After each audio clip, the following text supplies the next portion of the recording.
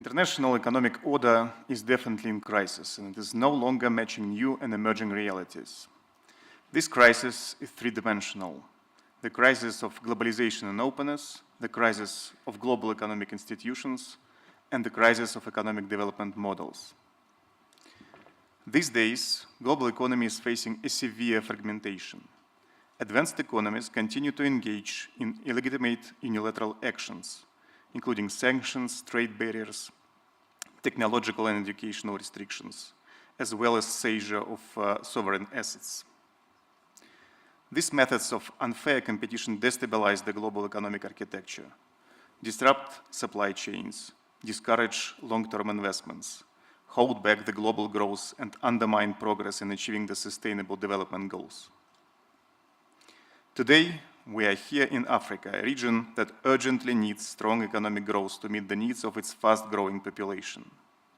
We should talk today about access of Africa and the Global South to new technologies, healthcare, education, and most importantly, financing. We're concerned that financial flows to developing countries are simply not enough. Even the official development assistance came to a steep decline in 2024 of 7.1% and is projected to fall further. While Africa is in dire need of capital inflow, total net borrowings by G7 governments, according to the IMF data, will reach almost $3 trillion this year. By the way, it equals to total GDP of the whole African continent. Mounting sovereign debt of several G7 countries pushes them to the verge of fiscal collapse. Artificially inflated financial bubbles may trigger a knockdown to the global economy. If we look at the international financial institutions, they are currently deviating from development finance to military expenditures.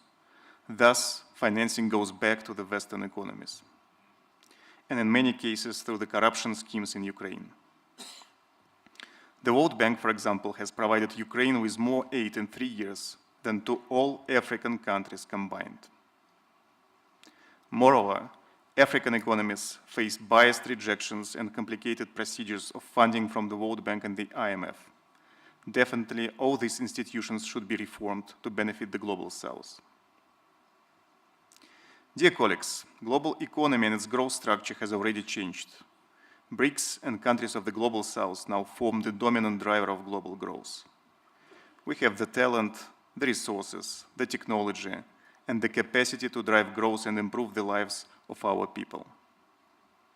Unlike in previous decades, the Global South economies are ready this time to move forward with their own platform for economic growth, based on their own solutions.